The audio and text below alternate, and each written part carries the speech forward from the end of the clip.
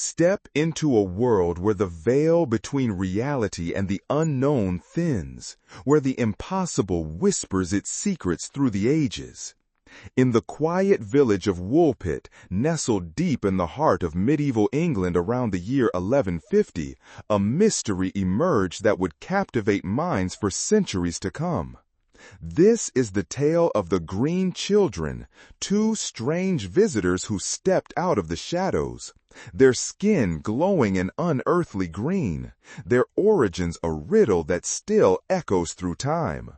Prepare to journey with me into this enigma, a story no ordinary listener can ignore, as we unravel the secrets of Woolpit's most haunting legend.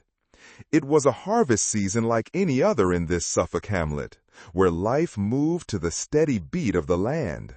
Villagers toiling under a gray sky, with hands roughened by wheat and toil, when a sound broke the silence. A child's cry, faint yet desperate, drifting from the wolf pits, those deep, treacherous traps dug to snare predators lurking in the wild. The locals rushed toward it, their hearts pounding with a mix of curiosity and dread, unsure of what they might find in the darkness below. And what they discovered would forever alter the course of their quiet lives. Two children, a boy and a girl, clung to the muddy walls of the pit, their skin an eerie shade of green, as if touched by some otherworldly light, their clothes strange and unfamiliar, their language a babble no ear could decipher. Exhausted and frightened, they were lifted to safety, but the true mystery had only just begun to unfold. Who were these children? Where had they come from? And why did they carry the glow of a forgotten realm? As the chroniclers of the time, men like William of Newburgh and Ralph of Coggeshall later penned this bizarre encounter.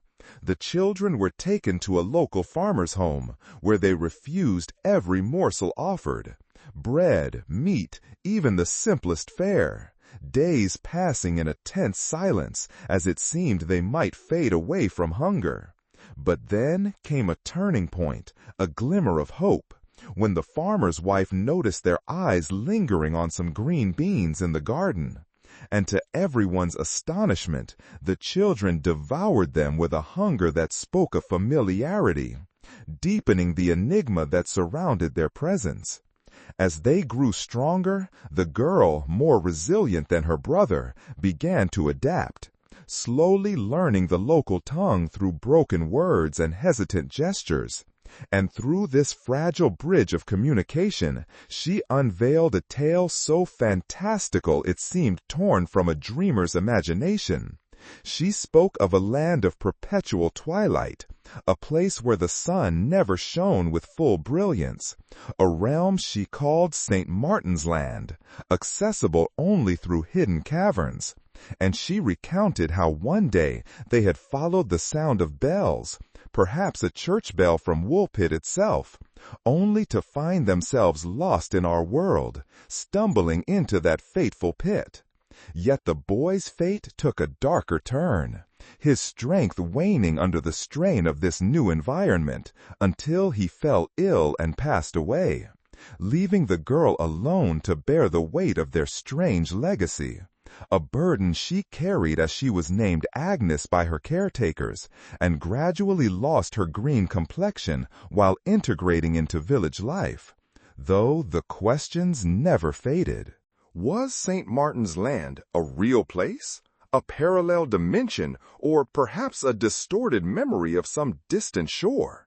Speculation has swirled ever since, with some whispering of fairies lost from the mythical otherworld of Celtic lore, others suggesting survivors of a famine-stricken region where green skin might hint at malnutrition or a rare condition like chlorosis, while bolder minds propose they were aliens stranded on Earth after a cosmic mishap.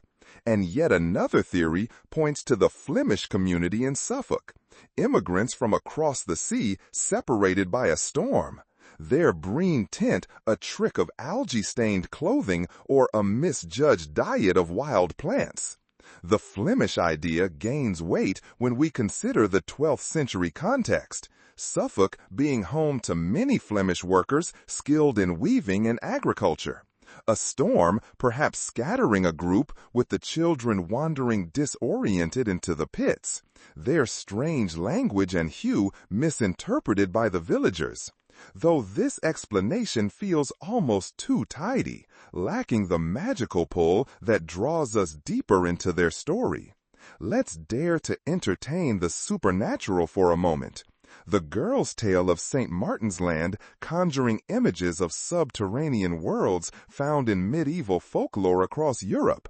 Caves seen as gateways where the living and the dead, or even other realms, might cross paths, raising the chilling possibility that the children emerged through such a portal, drawn by the church bells echoing through the earth, a thought that sends a shiver down the spine as we imagine those distant chimes.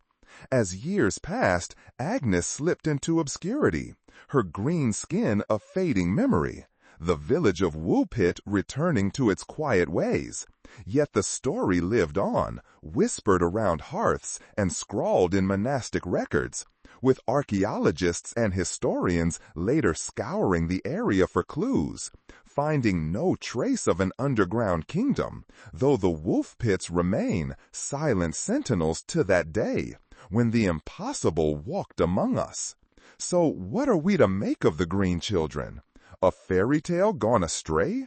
A case of lost immigrants? Or a fleeting glimpse into a world beyond our own? The truth buried as deep as those ancient pits, perhaps waiting for the next visitor to emerge from the shadows, leaving the mystery of Woolpit as a haunting echo from the Middle Ages that dares us to believe in the unbelievable. And as we close this tale, I invite you to ponder. What do you think lies behind this enigma? Share your theories. Let your imagination roam. For the story of the Green Children of Woolpit is far from over.